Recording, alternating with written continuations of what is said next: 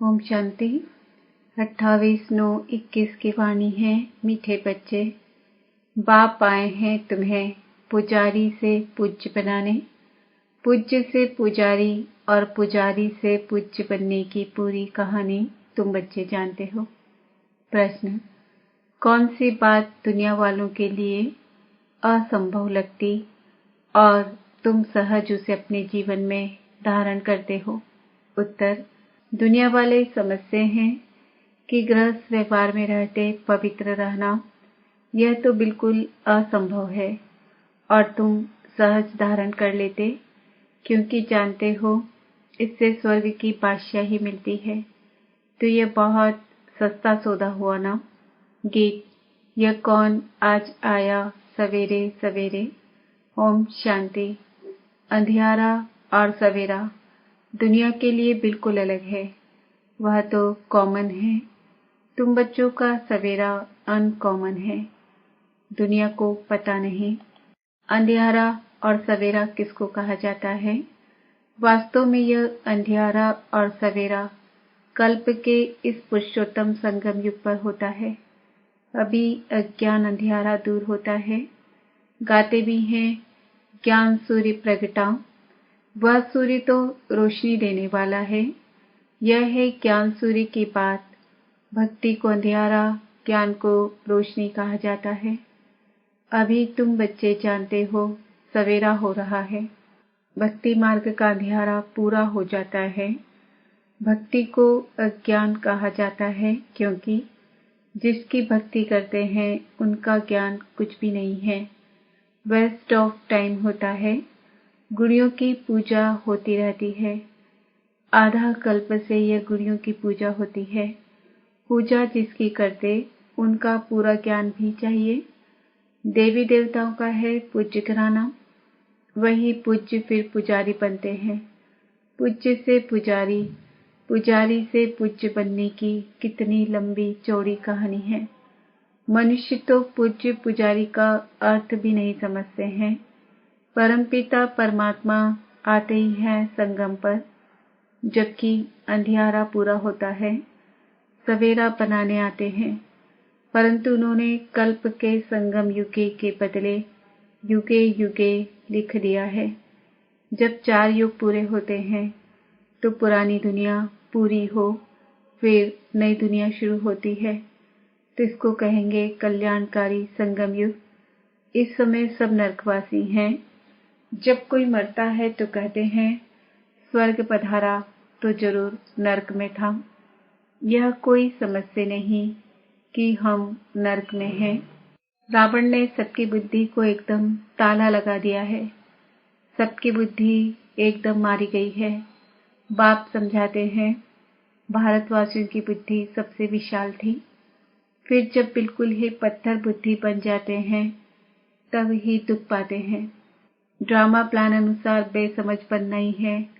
बेसमझ बनाती है माया। पूज्य को समझदार और पुजारी को बेसमझ कहा जाता है।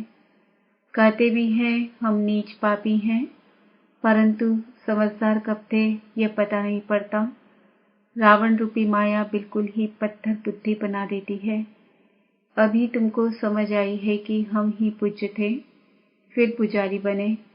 अभी तुम बच्चों को खुशी होती है।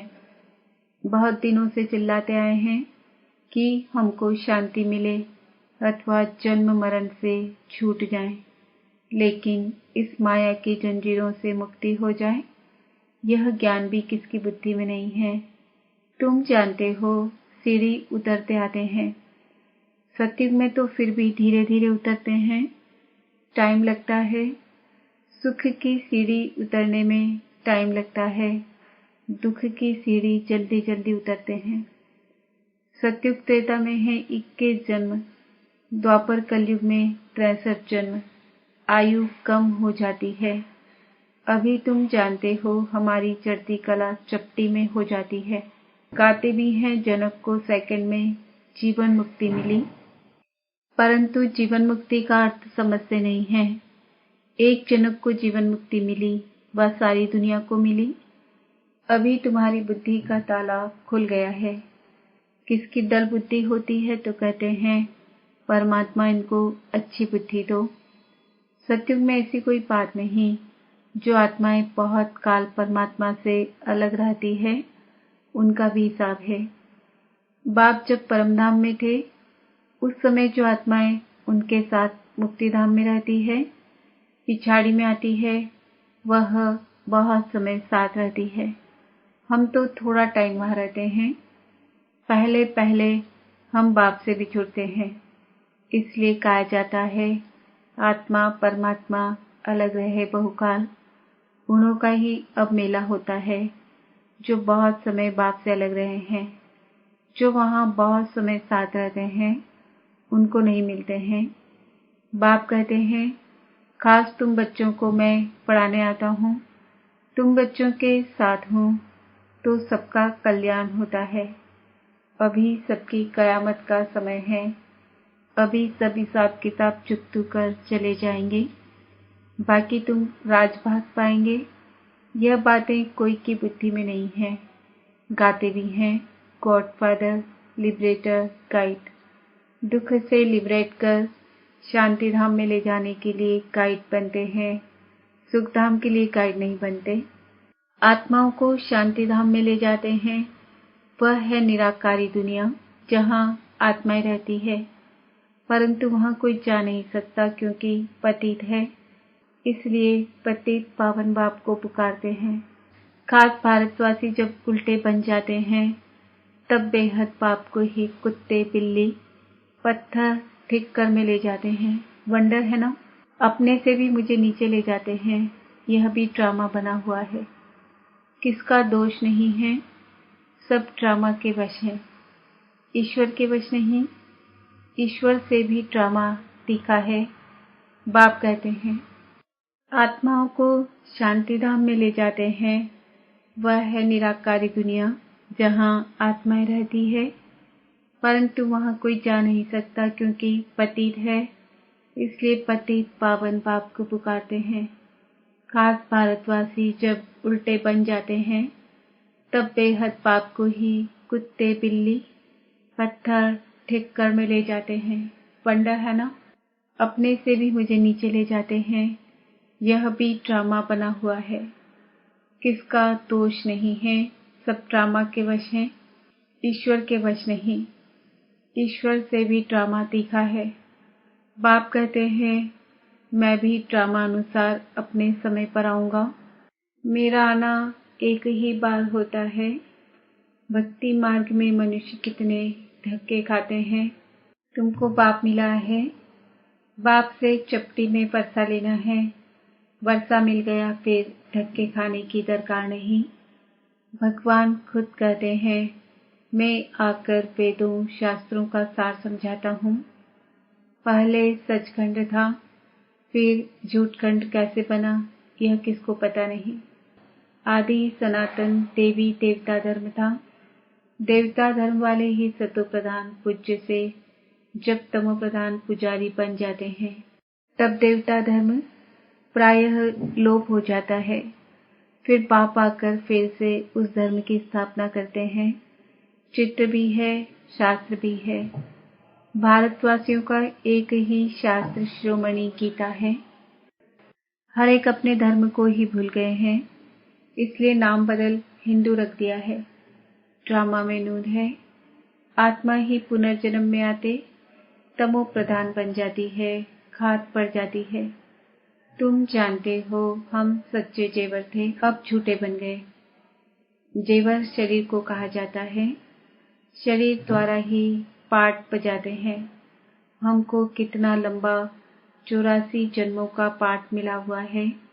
देवता, क्षत्रिय, वैश्य, शूद्र, आप ही पूज्य पुजारी तुम बनते हो। मैं अगर पूज्य फिर पुजारी बनूं तो तुमको पूज्य कौन बनाए।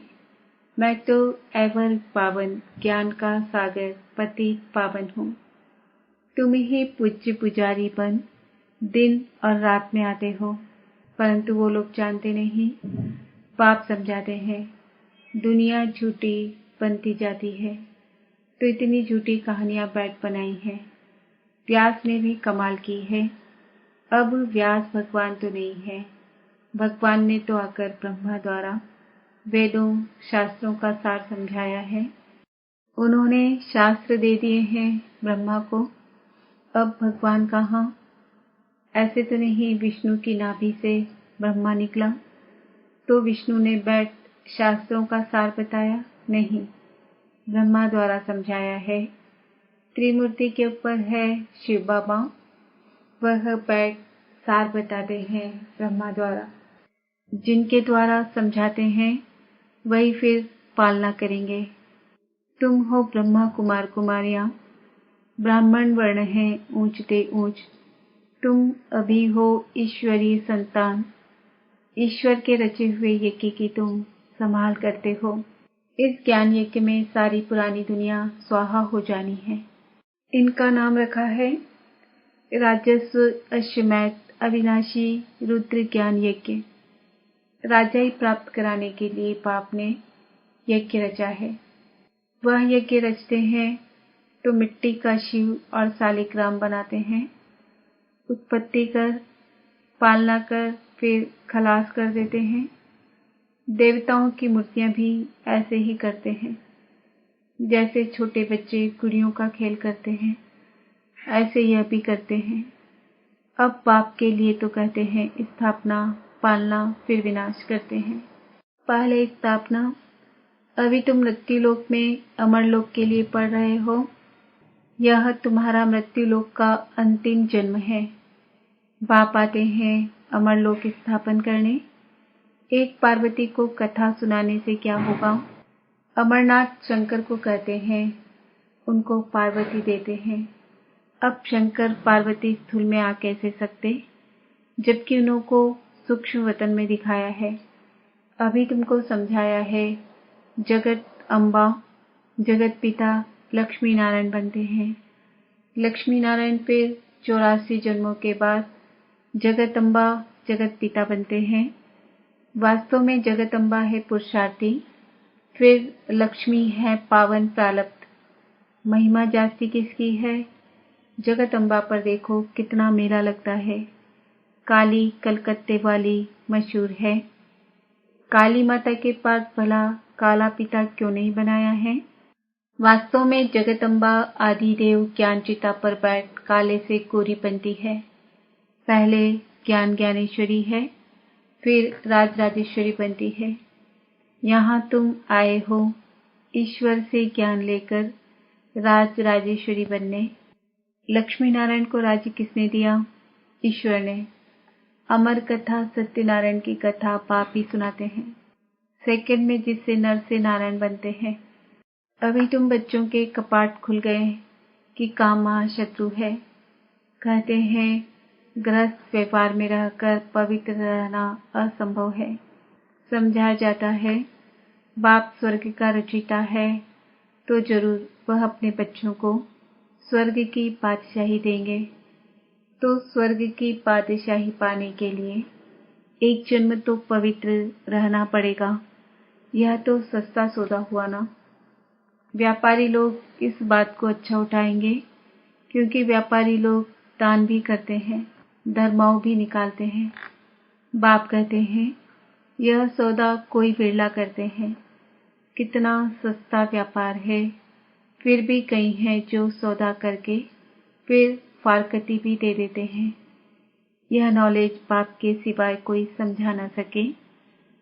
ज्ञान सागर एक ही है, वही समझाते हैं। जो पावन पूज्य था, फिर 84 जन्म के अंत में पुजारी बना है। इनके तन में मैंने प्रवेश किया। प्रजापिता तो यहाँ होगा ना।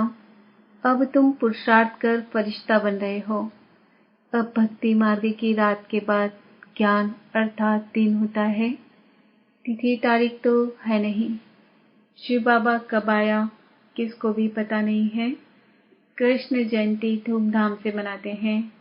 शिव जयंती का पूरा किसको मालूम भी नहीं है। अच्छा, मीठे मीठे सिक्के हृदय बच्चों प्रति माता पिता बाप दादा का याद प्यार और गुड मॉर्निंग। रूहानी बाप की रूहानी बच्चों को नमस्ते।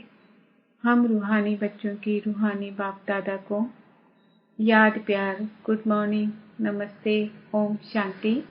धारणा के लिए मुख्य सार। इस कल्याणकारी युग में एक बाप से ही सच्ची सत्यनारायण की कथा, अमर कथा सुननी है। बाकी जो कुछ सुना है उसे भूल जाना है।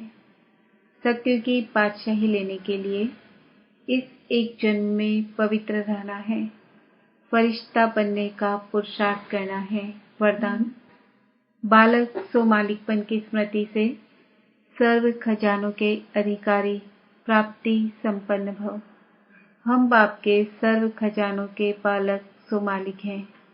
नेचुरल योगी, नेचुरल स्वराज्य अधिकारी हैं। इस स्मृति से सर्व प्राप्ति संपन्न बनो। यही गीत सदा गाते रहो कि पाना था सो पा लिया, खोया पाया यह खेल नहीं करो, पा रहा हूँ पा रहा हूँ। यह अधिकारी के बोल नहीं। जो संपन्न बाप के बालक सागर के बच्चे हैं, वह नौकर के समान मेहनत कर नहीं सकते। स्लोगन।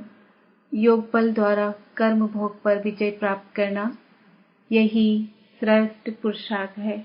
मातेश्वरी जी के अनमोल महावाक्य। राज ऋषि सत्युगी होते हैं। लोग ये जो कहते हैं, द्वापर में राज ऋषि थे जिन्होंने बैठ यह वेद शास्त्र रचे, क्योंकि वो त्रिकालदर्शी थे। अब वास्तव में राज ऋषि हम सत्युग में ही कह सकते हैं, क्योंकि वहाँ विकारों को पूरा जीते हुए हैं, अर्थात कमल के फूल समान जीवन मुक्त अवस्था में रहते राज्य चलाते हैं। बाकी यह जो द्वापर में परमात्मा को प्राप्त करने के लिए तप करने वाले ऋषि हैं, जिन्होंने वेद शास्त्र रचे हैं। सत्युग में तो वेद शास्त्रों की जरूरत ही नहीं रहती, न हम उन्हों को त्रिकालदर्शी कह सकते हैं। जब हम ब्रह्मा विष्णु शंकर को त्रिकालदर्शी नहीं कह सकते हैं, तो फिर यह द्वापर युग वाले रजोगुण समय के ऋषि मुनि कैसे त्रिकालदर्शी बन सकते हैं। त्रिकालदर्शी अर्थात त्रिमूर्ति, त्रिनेत्री सिर्फ एक परमात्मा शिव को कह सकते हैं, जो स्वयं इस कल्प के अंत में आए सारी रचना का अंत दे देते हैं। वहाँ सत्युग में प्रारब्ध भोगनी है। वहाँ ये ज्ञान नहीं रहता कि हम ब्रह्मावंशी ब्राह्मण ही सिर्फ मास्टर त्रिनेत्री त्रिकालदर्शी बनते हैं। बाकी सारे कल्प के अंदर कोई को भी ज्ञान नहीं मिल सकता है। न देवताओं को न मनुष्यों को त्रिकालदर्शी कह सकते हैं। अच्छा, ओम शांति।